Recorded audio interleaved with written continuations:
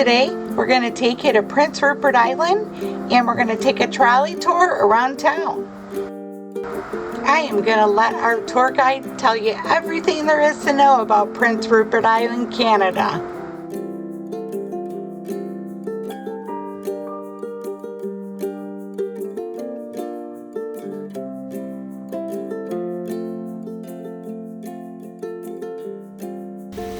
So here's the ship. We're at Prince Rupert. Take this little thing all the way up here and then up there, and then we'll continue on. I don't know what's going on here, but we got all kinds of water and stuff going on. That's right.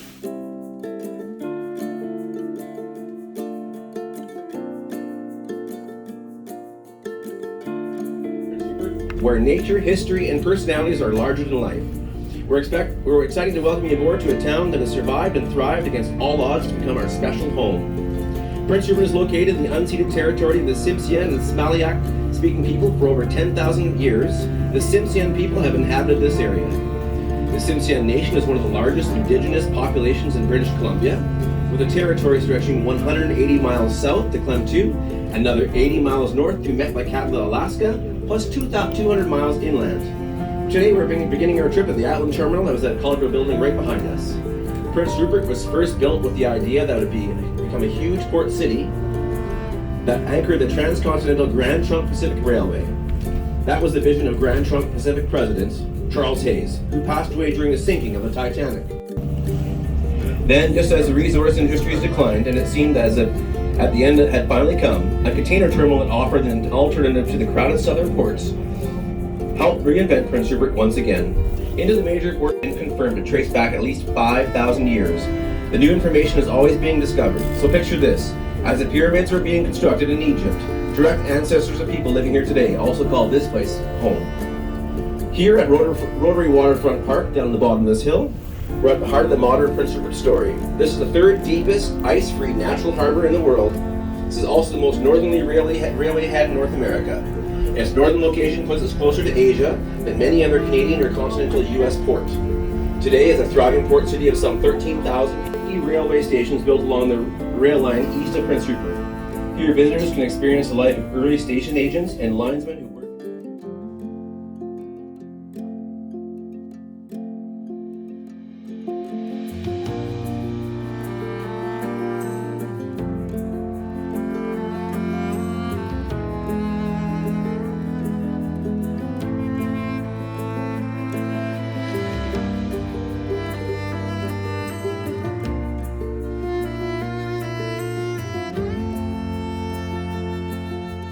We've got some sunshine and our leaves have grown.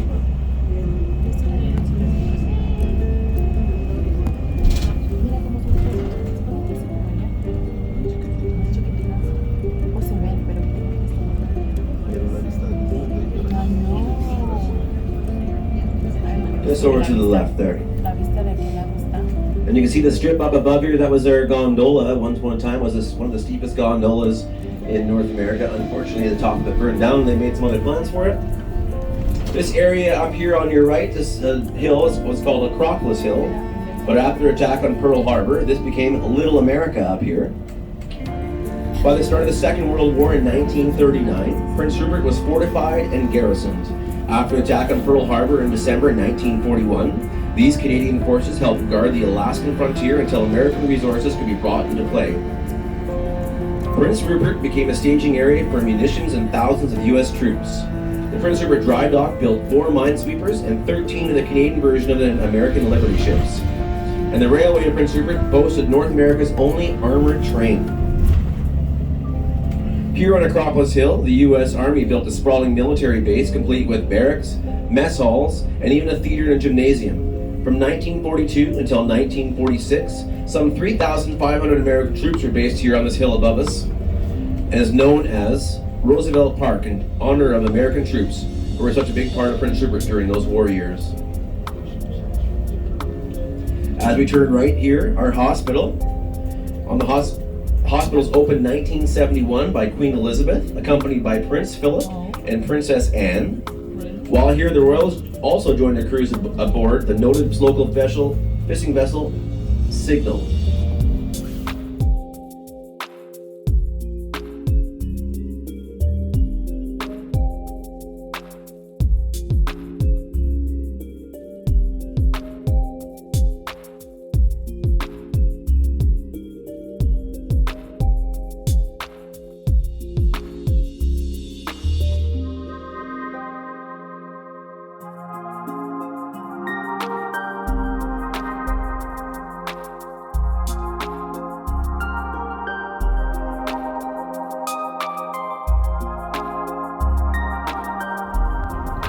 With the wartime boom, there was a great need for housing, and a total of 552 prefabricated houses were quickly thrown together here in this area and around Rupert in the 1940s. The Canadian government designed 3 basic styles of wartime housing, and they were originally built with no basements, no porches, and no yards.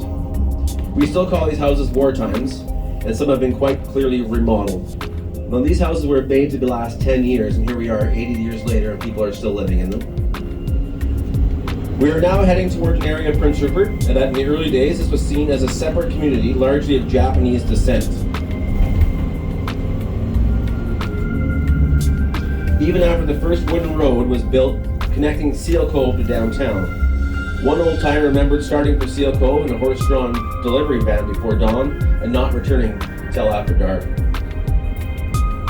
A large wooden sawmill was built down here in 1906 with a daily capacity of 125,000 board feet of lumber and 150,000 shingles per day. It provided railway ties to build the western end of the railway, lumber for the quickly growing town, and even provided the town's first electricity. In 1935, the sawmill caught fire and ended up burning for 3 days because the town's firefighters couldn't make it to put it out. Imagine that kind of a corduroy road, I bet, back in the day. You can still see some of the corduroy roads in our trails systems here and there. There's a lot of campers around here. A lot of trailers and campers. There's not a lot of, you see our lots are 25 by 100 normally, so there's not a lot of space to put your stuff, so people put them on the roads. And yeah. I have a small little 14-foot trailer that I keep up in the terrace, which is 100 miles from here. And luckily I'm at a relative's house, so yeah, we do try to get out and do a lot of stuff outside. And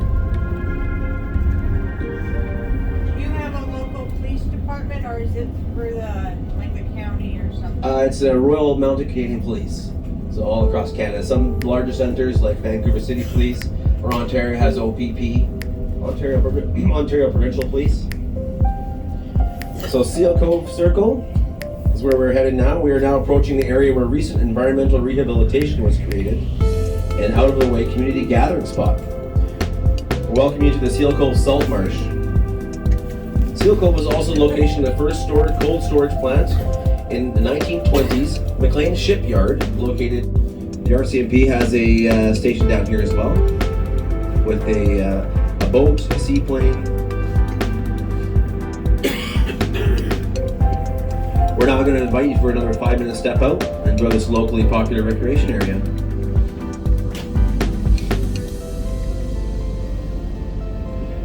So I'm not sure if y'all know, we are on an island right now. That is the mainland across from us. It is often commented that nearly every house in Prince Rupert has either a water or a mountain view, as you see on the crest of this hill.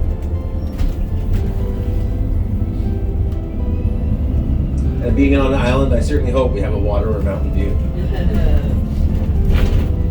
If you look out to your left, you'll see Mount Hayes again. And you can see the old remnants of an old ski hill at the top and some of our radio communication towers, as well as that slide we talked about earlier. At the bottom of the hill, we have the Lahane School and Booth Memorial School. There's a deer right there. There's a deer crossing a crosswalk right in front of us. On the right side? Oh, okay. Oh, with my PJ store? That's awesome. Apparently there's a deer crossing a crosswalk, not this one, but the next one coming up. On the right hand side. It's probably going to the store for a pack of smokes. That school up ahead, so it's a Booth Memorial School. So Sir William Booth came after a runaway horse carriage a long time ago. Here in the 100,000 people. If you're up for a walk after the tour, you can travel a rush book just up down here to your right. for some excellent fish and chips from Bob's and the Rocks, and a chance to see some wildlife. Eagles and seals are known to frequent this area looking for scraps of the local fishermen cleaning their catch. The building on the right here is an old bottling plant, Prince Rupert Coca-Cola Bottling. And this building here is also called Canadian Fishing Company. Once was the world's largest fish processing plant in the world, right here in Prince Rupert. And back again, you can see I'm almost on this complete circle of Prince Rupert, and there's your cruise ship again. We are now coming into Cal Bay. Cal Bay is officially named Cameron Cove, but gained its nickname in the earliest days of the city. There was no dock to land the first dairy cattle through the community in 1906, so the animals had to swim ashore at Cal Bay, and this name stuck. Cal Bay was originally home to the Mosquito fleet of small boats. The fishing is still used today.